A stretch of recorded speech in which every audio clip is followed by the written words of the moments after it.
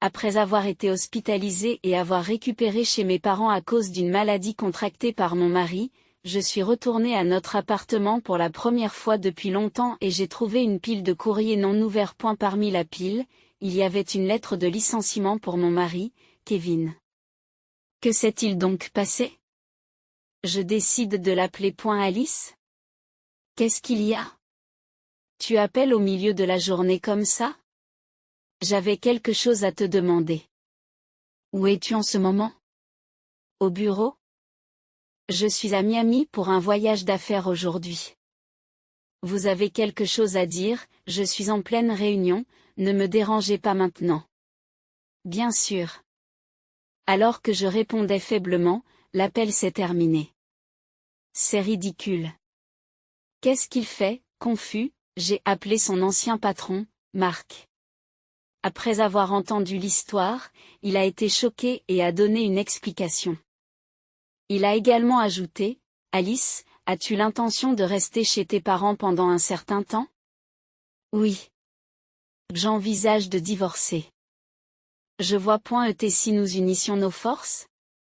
Ces paroles ont déclenché en moi une étincelle de représailles contre Kevin. Je m'appelle Alice Thompson, une femme au foyer de 38 ans. Mais je ne suis pas vraiment une femme au foyer, et je n'ai pas non plus d'emploi pour le moment. Comment appelez-vous une femme au foyer qui se rétablit chez ses parents? Il y a environ 6 mois, je me suis effondrée au travail et j'ai été transportée d'urgence à l'hôpital pour y subir une intervention chirurgicale. Bien que mon rétablissement post-opératoire ait été positif, diverses circonstances m'ont amenée à quitter l'emploi que j'occupais. Aujourd'hui, je passe mes journées à récupérer chez mes parents, dans l'état voisin. Kevin et moi avons travaillé dans la même société commerciale. Je l'ai rencontré il y a 10 ans. Il était un vendeur prometteur dans l'entreprise. Et je faisais partie du service administratif. Nous n'avions pas d'interaction particulière avant cela. Notre relation a commencé de manière inattendue lors de la fête du Nouvel An de l'entreprise.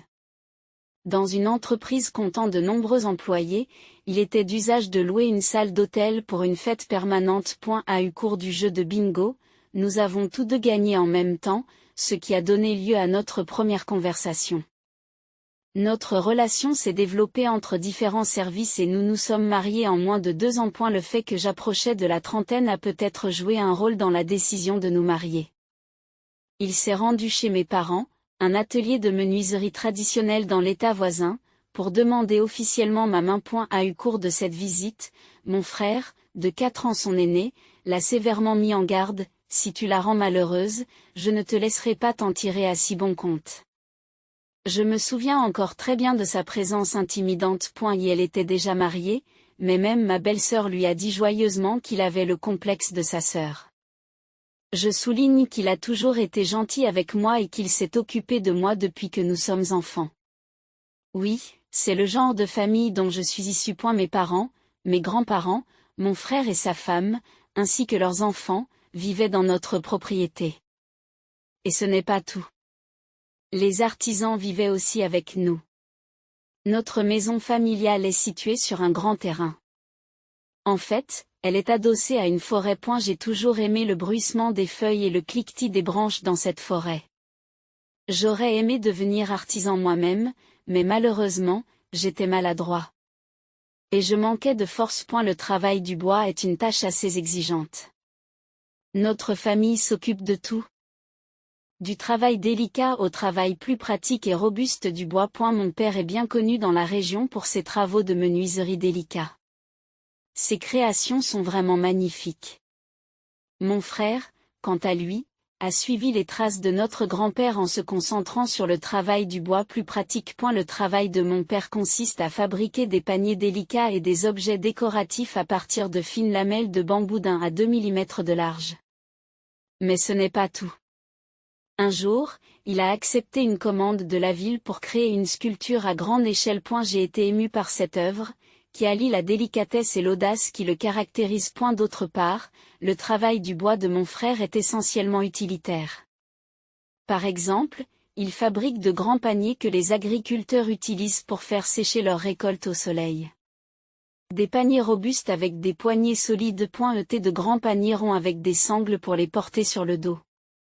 Parfois, les gens lui passent des commandes spéciales pour des articles qui étaient fabriqués autrefois, mais qui ne sont plus disponibles. Et elle recrée des objets qui étaient courants à une époque révolue, mais qui ont disparu depuis. Ayant grandi en regardant notre grand-père travailler, mon frère a choisi cette voie, distincte de celle de mon père. Et la façon dont il fend habilement le bois qu'il a coupé en parties égales pour en faire plusieurs mètres de lamelles de bambou et dont il tresse rapidement un panier est vraiment admirable.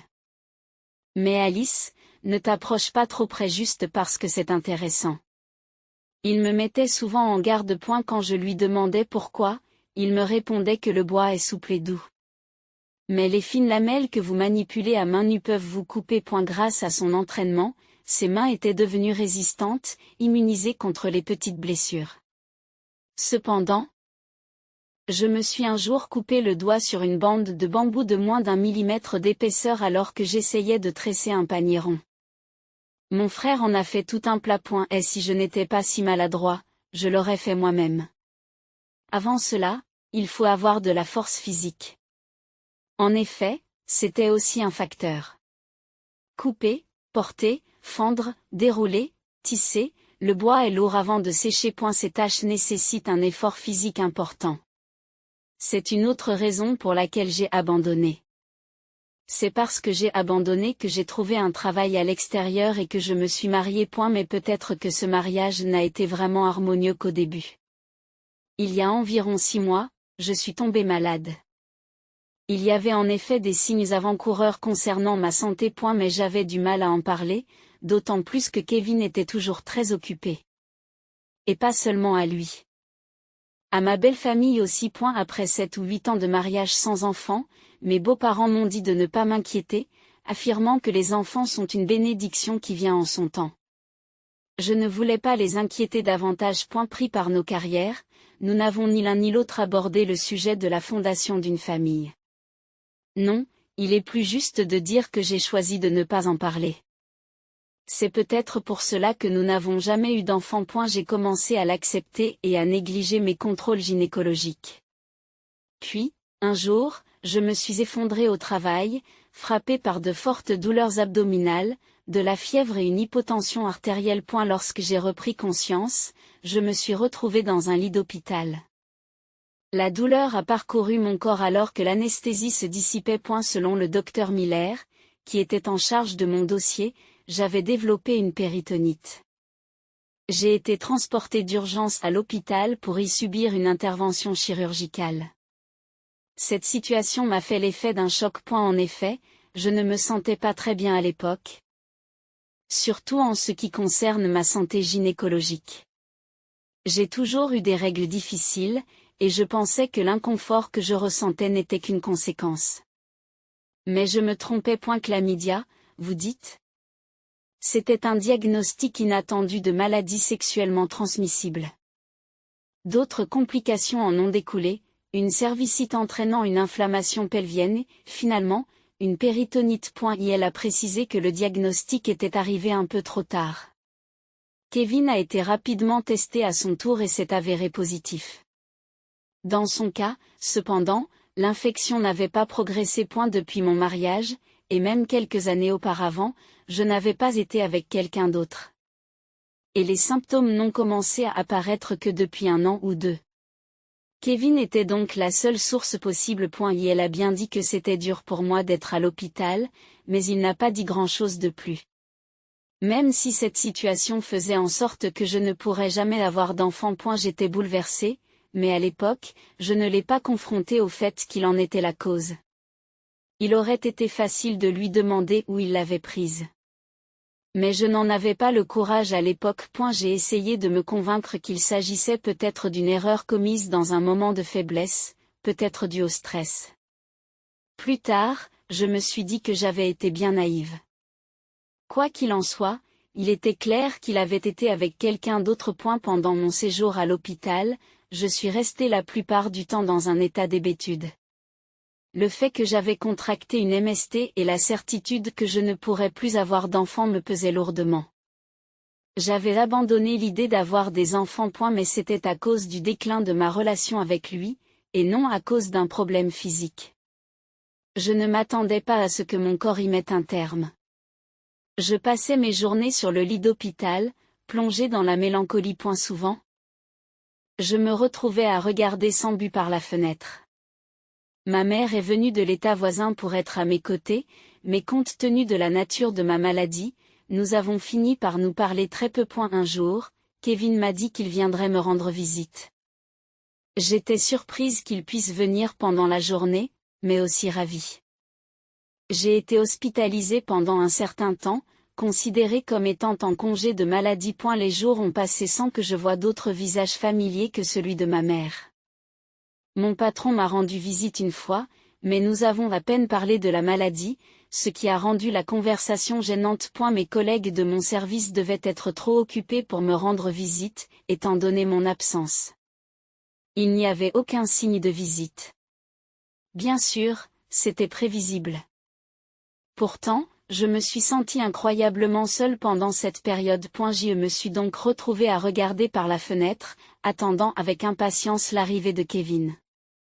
Chaque fois qu'un bus arrivait, je scrutais chaque personne qui en descendait. Finalement, une voiture s'est arrêtée devant l'hôpital et une silhouette familière en est sortie. C'était Kevin. Peut-être qu'un collègue l'avait déposé ? J'ai repris mon souffle en l'observant. Il s'est approché du côté conducteur, s'est penché et a embrassé une femme par la fenêtre. Lorsqu'ils se sont séparés, elle lui a fait un signe de la main, le visage légèrement visible. Ce doit être une erreur, un étranger, je dois voir des choses. Sur cette pensée, je suis retournée dans mon lit, et peu après, il est arrivé, me demandant si je me sentais mieux aujourd'hui. J'ai refoulé mon envie de lui demander pourquoi il était là et j'ai plutôt engagé la conversation avec lui. Pourtant, pour une raison ou une autre, il n'a jamais mentionné la maladie. Même s'il devait en être informé. En tant que mari, le docteur Miller a dû lui ordonner de prendre des médicaments. Puisqu'il était la source probable de l'infection. Malgré cela, il n'a jamais orienté la conversation sur ce sujet. Il ne m'a même pas présenté un seul mot d'excuse. Au contraire, il s'inquiétait pour moi avec une telle confiance. Je ne comprenais pas du tout ce qu'il pensait. C'est pourquoi je n'ai pas pu me résoudre à lui poser des questions sur la scène dont j'ai été témoin par la fenêtre. Même si je le confrontais, j'étais sûre qu'il se contenterait de balayer l'affaire d'un revers de main.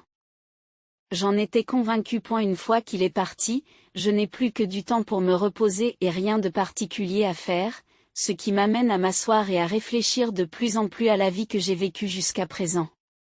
Et à mon avenir. Et à Kevin. Était-il vraiment toujours occupé par son travail et ne rentrait-il presque jamais à la maison ? Pourquoi ne semblait-il pas vouloir d'enfants ? Et qu'en est-il de l'avenir ?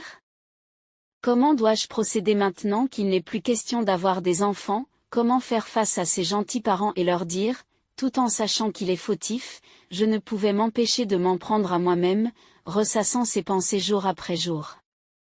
Un jour, mes frères sont venus avec ma belle-sœur. C'était leur tour de donner un peu de répit à ma mère, toujours très attentive. Tu as l'air étonnamment bien, Alice, s'est-elle exclamée en me serrant dans ses bras. Lorsque nous avons appris que tu t'étais effondrée et que tu avais dû être opérée d'urgence, tout le monde a paniqué, a déclaré mon frère, qui portait quelques objets personnels que ma mère lui avait demandé d'apporter. Mais vraiment, c'est terrible. Qu'est-ce qu'il fait maintenant ? Il regarde autour de lui avec irritation. Et elle est toujours aussi occupée par son travail. Tu sais, c'est le chef du département des ventes maintenant. Mais il semblait toujours mécontent. Alice, pourquoi ne viendrais-tu pas à la maison pendant un certain temps après ta sortie de l'hôpital ? Papa et maman s'inquiètent de te voir retourner chez toi toute seule. C'est vrai. Tu devrais te détendre et nous laisser nous occuper de toi pendant un moment, a-t-elle suggéré. Je me suis dit que c'était peut-être le cas. Après tout, être seule et perdue dans ses pensées n'était pas une bonne situation pour moi. Après ma sortie, j'ai déménagé quelques effets personnels et mon ordinateur avec l'aide de mon frère et de sa femme. J'ai dit à Kevin que je voulais récupérer pendant un certain temps. Et que je quittais mon travail. Et elle m'a répondu, oui, tu devrais y aller doucement, sa réaction semblant détachée compte tenu de l'ampleur de la situation. Et pourtant, je ne pouvais pas demander. Où avait-il attrapé la maladie? À quel point avait-il joué avant notre mariage? Ou même après? Qui était la personne qui l'avait conduit à l'hôpital? Il y avait tant de questions que je voulais poser. Mais à l'époque, j'étais trop effrayée pour entendre les réponses. Après être retournée chez mes parents, j'ai commencé à dormir dans une maison d'amis séparés. La maison familiale possède quelques petites unités indépendantes, juste assez pour dormir. Elles sont destinées aux jeunes artisans qui vivent et travaillent avec nous. Situées dans la campagne de l'État voisin de New York, loin de l'agitation de la ville, ma maison familiale se trouve dans une zone isolée. Ce qui rend les déplacements difficiles pour les jeunes artisans. Pour faire ses courses, il faut une voiture. Comme je n'ai pas de permis de conduire, ma belle-sœur m'emmène avec elle lorsqu'elle fait ses courses. Mes parents m'ont proposé de dormir dans la maison principale, mais il y a les enfants de mon frère. 3 enfants de l'école primaire, une fille et 2 garçons, c'est assez vivant. Dans ce quartier, les amis voisins ne peuvent se rencontrer qu'en faisant des courses de vélo dans les collines. Lorsque ces enfants rentrent à la maison, les frères et sœurs créent tout un remue-ménage. Aujourd'hui, il m'est pénible de voir de tels enfants. J'avais espéré qu'un jour je pourrais avoir des enfants, mais maintenant c'est devenu une impossibilité absolue. J'aime les enfants. C'est précisément pour cela que j'ai du mal à les côtoyer en ce moment. Après les repas, je me retire donc dans la maison d'hôte et j'ai commencé à organiser des fichiers sur mon ordinateur. Comme il n'y a pas de télévision dans la maison d'hôte, j'ai commencé à regarder plus de vidéos qu'auparavant. J'ai fini par découvrir une demande surprenante de vidéos sur la nature. Sur un coup de tête, j'ai enregistré le bruissement des feuilles et le cliquetis des branches avec mon téléphone et je l'ai posté sur les médias sociaux. À ma grande surprise, la réception n'était pas mauvaise du tout. Certains ont même fait remarquer que le son était de bonne qualité. Encouragé par cela, j'ai décidé de lancer une chaîne de streaming vidéo à titre expérimental. Bien que je sois novice en la matière, l'accueil n'a pas été mauvais. Il semble que de nombreuses personnes trouvent le même réconfort que moi dans ces scènes de forêt. J'ai commencé à investir dans du matériel, petit à petit, pour mes propres économies, afin de capturer de la vidéo et du son. Le soir, je montais ce matériel et le mettais en ligne quelques jours plus tard. Ce projet m'a progressivement guéri. A eu début, mes parents et la famille de mon frère ont été surpris par mes activités. Mais après leur avoir montré les vidéos et les réactions, mon frère a suggéré. Pourquoi ne pas vous occuper de la publicité pour notre atelier? Il m'a répondu qu'en effet, nous avons des clients de longue date et qu'il y a toujours une demande régulière. Cependant, il semble que les artisans qui viennent ici doivent chercher notre atelier un peu à l'aveuglette. Il m'a donc demandé si je pouvais présenter nos produits et l'environnement de travail afin de faire savoir que de telles choses existent ici. Il voulait que je présente nos produits et l'atmosphère de l'atelier pour susciter davantage d'intérêt. Pourquoi n'avez-vous pas fait quelque chose comme cela auparavant? Lui ai-je demandé. Pensez-vous que nous saurions faire quelque chose de ce genre? A-t-il répondu. À bien y penser. Même si nous avons accès à l'Internet, c'est le genre d'endroit où les enfants ne jouent pratiquement pas aux jeux vidéo. En effet, même à l'ère moderne, il y a des gens qui ne sont pas connectés. J'ai accepté sans hésiter. C'est ainsi que je suis devenu officiellement membre de cet atelier. Mais cela signifie que je vais devoir lui parler une fois, ai-je réalisé. En effet, vous devrez le faire. Mes parents, mon frère et sa femme étaient d'accord avec cette décision. J'ai donc décidé de retourner dans notre maison en ville. Mais j'ai été surprise à mon retour. Bien que j'ai longtemps vécu dans le centre de New York, je me trouvais à une courte distance de la ville. L'air était complètement différent. En entrant dans l'appartement, j'ai trouvé une pile de courriers non ouverts qui débordait de la boîte aux lettres.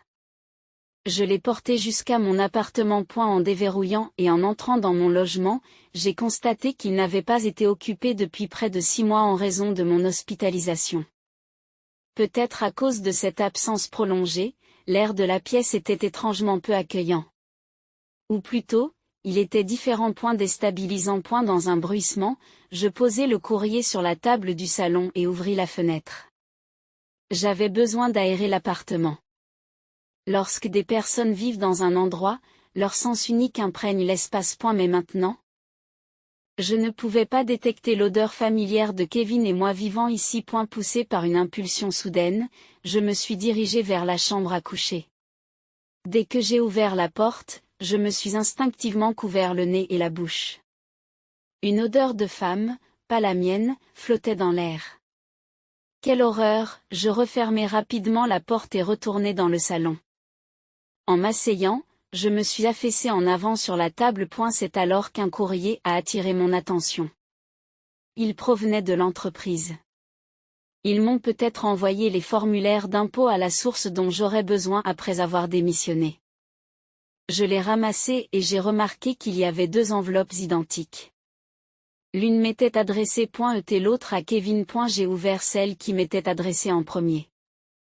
À l'intérieur se trouvait le formulaire d'impôt à la source prévue. Mais il y avait plus. Un avis de faillite de l'entreprise et des procédures de fusion. Faillite? Attendez un peu. J'ai regardé les mots avec incrédulité. Comment cette grande entreprise avait-elle pu faire faillite? Et puis l'autre enveloppe. À contre-séure, j'ai ouvert sa lettre. Je sais que c'est mal d'ouvrir le courrier de quelqu'un d'autre. Je le comprends. Mais à ce moment-là, ma curiosité a pris le dessus. Pourquoi aurait-il envoyé des enveloppes identiques au même moment? S'il s'agissait d'un avis similaire, ne l'aurait-il pas reçu en personne à l'entreprise? Le contenu de l'enveloppe ouverte était une lettre de licenciement? L'entreprise avait fait faillite. Mais il ne s'agissait pas d'un petit bureau. Il s'agissait d'une grande entreprise avec de nombreux employés dans chaque département. Même en cas de faillite, si une entreprise était prête à l'absorber, les licenciements massifs ne seraient pas si simples, n'est-ce pas? Sentant que quelque chose bouillonnait en moi, j'ai décidé d'appeler Kevin. Depuis notre retour chez mes parents, nous avions échangé quelques messages. Mais je ne l'avais guère appelé directement. Mais le moment semblait venu. Après quelques sonneries, il répondit, « Alice? Qu'est-ce qu'il y a? Tu appelles en plein milieu de la journée comme ça ?» Sa voix était légèrement irritée. « J'avais juste quelque chose à te demander. » « Où es-tu en ce moment? » « Au bureau? » « Je suis à Miami pour un voyage d'affaires aujourd'hui. » « Vous avez quelque chose à dire? » « Ah, oui. » « Un voyage d'affaires? » De quoi parlait-il? Je suis en pleine réunion, ne me dérangez pas maintenant. Bien sûr. J'ai répondu chaque semaine et l'appel s'est terminé. Un voyage d'affaires? Une réunion? Je n'arrivais pas à comprendre. Après avoir réfléchi un moment, j'ai décidé d'appeler Marc, un ancien patron de mon précédent emploi. La connexion a été étonnamment rapide. C'est Alice. Cela fait un moment. Alice? Je pouvais entendre la clameur des gens à l'arrière-plan. Surpris, Marc se dirigea vers un endroit plus calme. Une fois le bruit de fond apaisé, il reprend la conversation. Qu'est-ce qui se passe? Je t'ai envoyé ton formulaire d'impôt à la source il y a quelque temps. En fait, je suis resté chez mes parents pendant un certain temps, et je suis revenu ici aujourd'hui pour faire quelques courses. Je vois. Oui. Et aujourd'hui, j'ai remarqué le courrier de votre côté pour la première fois. À propos de la lettre de licenciement de mon mari? Marc ne semble pas savoir comment réagir. Alice, tu n'es pas au courant? De quoi parlez-vous? Il divulguait des informations sur notre client à une entreprise rivale. Je sursaute. L'histoire que Marc était en train d'expliquer ressemblait à une blague pour moi, qui vivais paisiblement dans un autre monde jusqu'à présent. J'ai récupéré chez mes parents, alors c'est vraiment une nouvelle pour moi. J'ai entendu un soupir d'exaspération. Il a expliqué. Le bruit courait que Kevin avait une relation avec Emily, du département des secrétaires. Et lorsqu'il a disparu de l'entreprise? Elle a également disparu. Et la preuve de la fuite d'informations a été trouvée sur son ordinateur. Ensuite, Kevin et Emily. Il se pourrait que ce soit l'inverse. D'après les filles du secrétariat, elle avait un petit ami en dehors de l'entreprise. Un piège à miel, puis la femme qui l'a conduit à l'hôpital. C'était Emily, j'ai appelé mon mari tout à l'heure. A-t-il répondu? Une voix surprise. Je me suis dit qu'il ne devait pas répondre aux appels de l'entreprise. Il a dit qu'il était en voyage d'affaires à Miami avec un associé. Je vois. Et elle a semblé réfléchir un instant. Alice, as-tu l'intention de rester chez tes parents à partir de maintenant? Oui. Je suis revenue ici pour en discuter avec lui. Je me suis arrêtée un instant. Dire cela signifierait la fin de tout. J'envisage de divorcer. Je vois. Et si nous unissions nos forces? Ce qu'il me proposait était assez séduisant. J'ai vérifié qu'il ne manquait rien dans l'appartement, j'ai pris ce que je devais prendre et je me suis d'abord rendue au palais de justice. Pour obtenir les papiers du divorce. Mais j'ai demandé 2 exemplaires.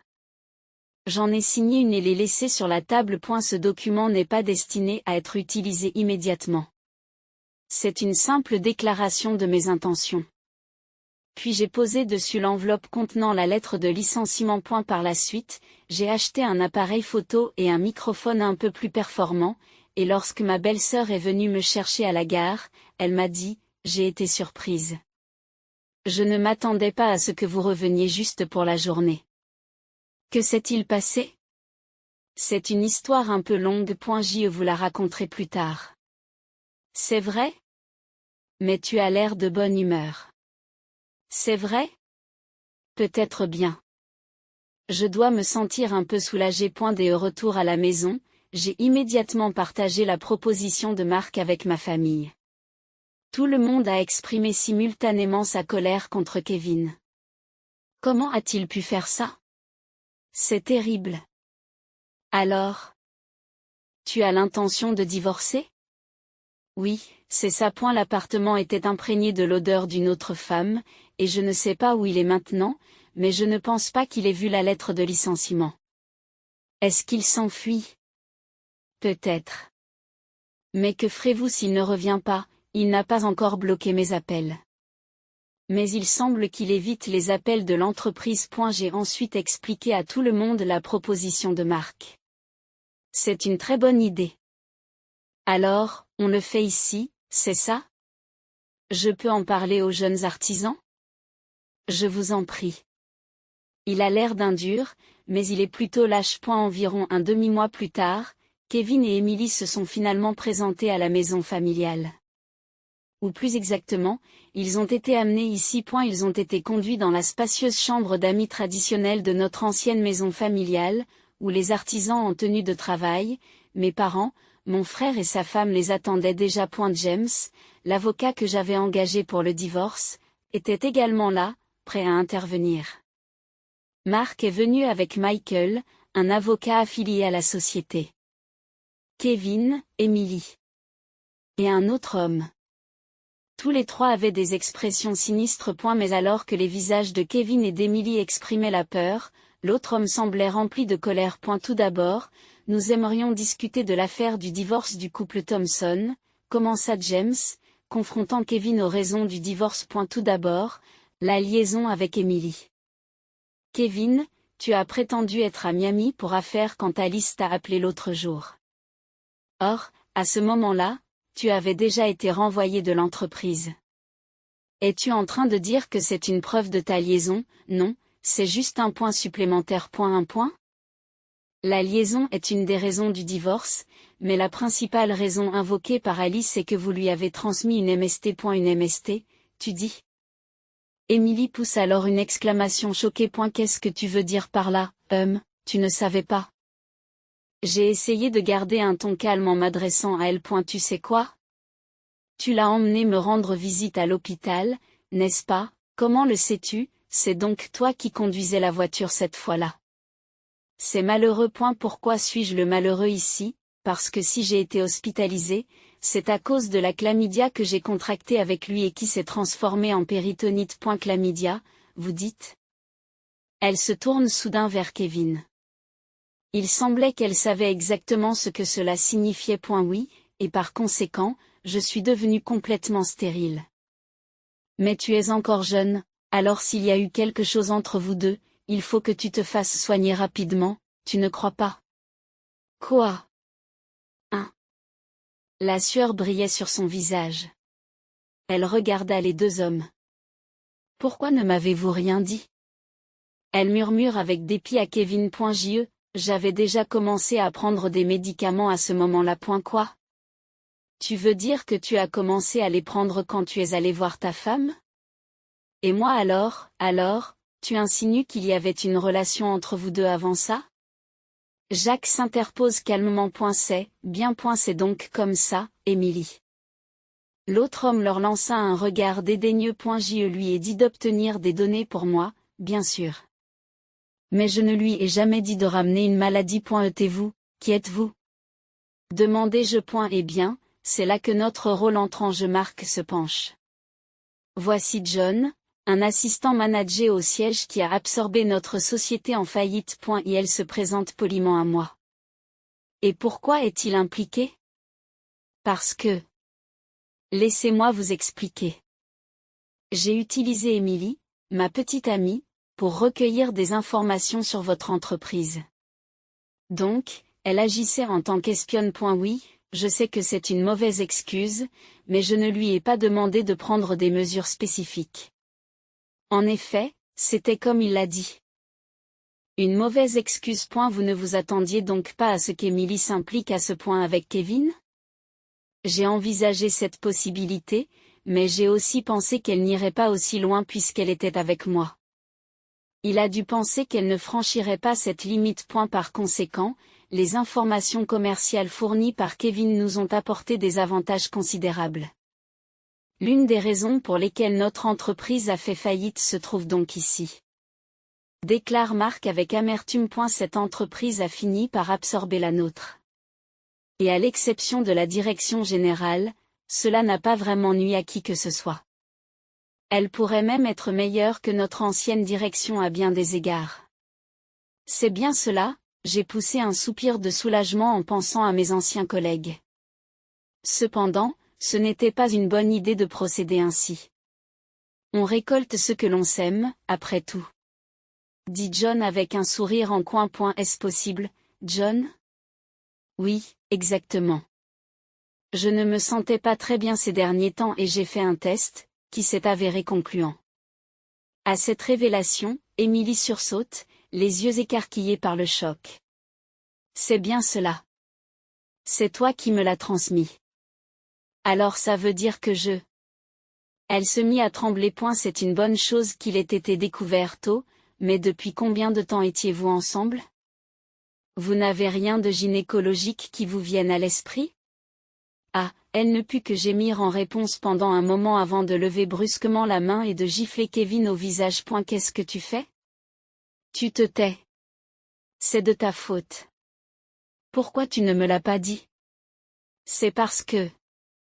C'est une maladie dont il est difficile de parler, n'est-ce pas? James est intervenu. Nous ne savons pas où tu as contracté la maladie, mais il est clair que tu l'as transmise à Alice. C'est la première raison du divorce. Nous allons demander le divorce et exiger une pension alimentaire de Kevin. Pas pour la liaison? La liaison est évidemment incluse. C'est vous qui avez apporté la maladie de quelqu'un d'autre. Mais Alice aurait pu l'avoir, non? Jusqu'à ce que je renonce à avoir des enfants, j'allais régulièrement chez le gynécologue pour vérifier si je n'avais pas un problème. En effet, ce n'est pas comme si nous ne passions pas de temps ensemble en tant que couple. Et il aurait fallu environ 1 an pour que l'infection s'aggrave à ce point. Ce qui coïncide avec le moment où j'ai commencé à sauter mes visites chez le gynécologue après avoir renoncé à avoir des enfants. Pendant cette période, tu étais souvent en voyage d'affaires.